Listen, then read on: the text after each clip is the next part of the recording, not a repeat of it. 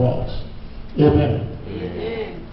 If you are here because you're expecting God to give you some miracle, just get set. He will give you one miracle. Amen. Amen. Because I believe that He is here, that God that follows to the Ay lang dito sa result sa biopsy kay thinking wala ko may debate.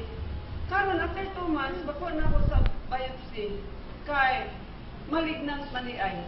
So ay pa ko na kurang. Di nakilalis pag ko sa doktor ko malignant ako ko.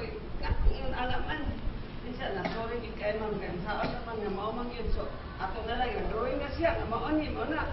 Ingo Muto akong ignan si Pastor, ayaw natin man-made, di ko man-made kay naada ko no ko'y cancer. Koy, Jesus name.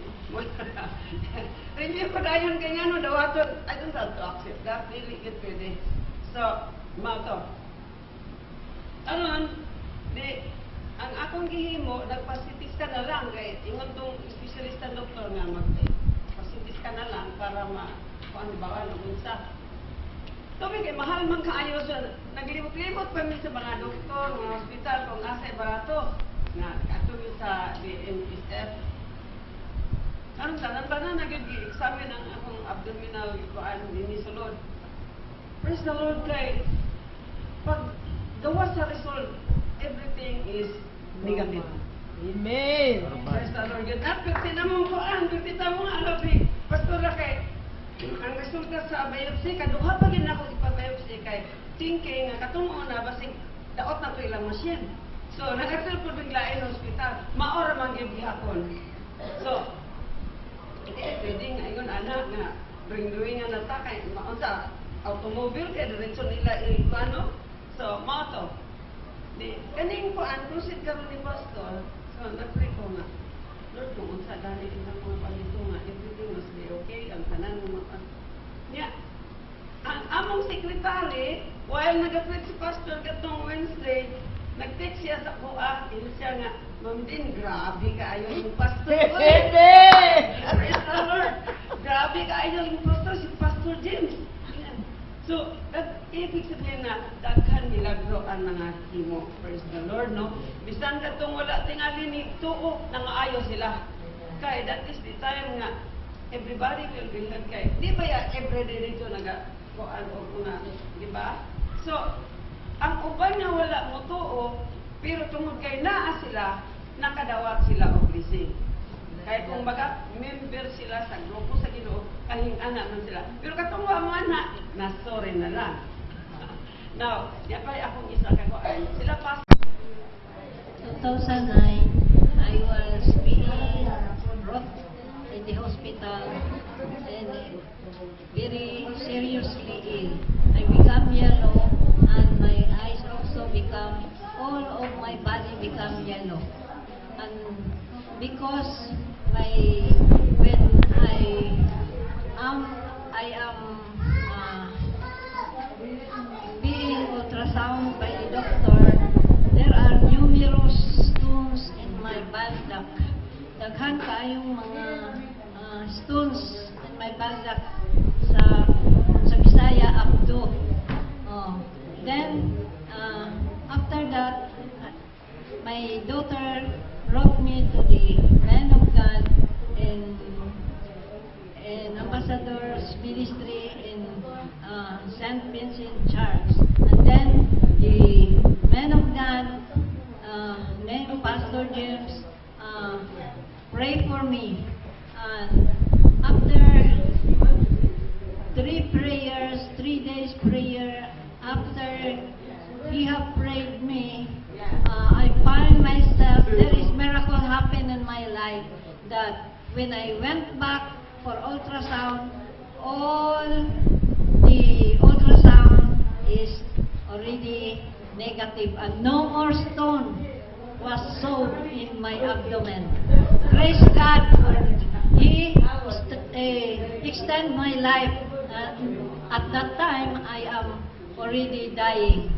I thank immensely for the Lord Jesus and our Almighty God that heals me. And thank you for Pastor James that being used by God to heal my sickness. To give thanks to God for healing me for the miracles that you have done in my life. I have the death is calling me, and I went to the doctor, and the doctor told me that I have diabetes. So I didn't accept it because I know that God can perform wonders and miracles in my life. So it was then I was hesitant to go to the church, to go to Unified Ambassador of Christ, which is our host pastor, is Pastor James Onoha, because it's embarrassing to go back to the church that you have illnesses again. So God told me that if you won't go to the church, there is something that will happen to you. So I decide, I back up myself, and I go to the church. Then I complained to pastor that I have a lot of things that manifesting in my face. If you could see my face, I have lots of acne that I don't have before. And my foot was really in a very distracted thing, because I have this wound that is really big. So, and I was afraid because the doctor told me that I have diabetes. So pastor told me that only you have to ask God, that you have to heal and you have to open your heart. That if God can do something in your life, then He will do it. So I asked God that night. Then on Saturday, it was Saturday in the afternoon, pastor prayed for me, and the manifestation of the Holy Spirit was really great. All the things that I was complaining were really vanished, and I felt that there is something that the empty I felt, because that time that pastor didn't pray for me, there is a balloon, that's something that inside of me. But when pastor prayed for me, it was all gone, and now my wound was healed. It's slowly it's getting better, and those calls of the dead was already gone. So I thank God for that, and thank you also to pastor for being the messenger who helped me to go wound. Before it was really big. It was really big as this. But when when pastor prayed for that, all of the blood came out, and there's a fire that struck in here and goes out. So now, as you can see, it's dry, and there is no more. It's not painful anymore to walk, because most of the time, if it is still big, it's given me a hard time to walk. But God is great, and now, as you can see, it is already healed. Pag-ingon ni pastor nga na blessing mo abot, ingon ko na sa kung na ay dili na lang ko mag-problema sa mga hinanglanon ka. Kusan ako katong balay atong wala pa na occupied sa renter.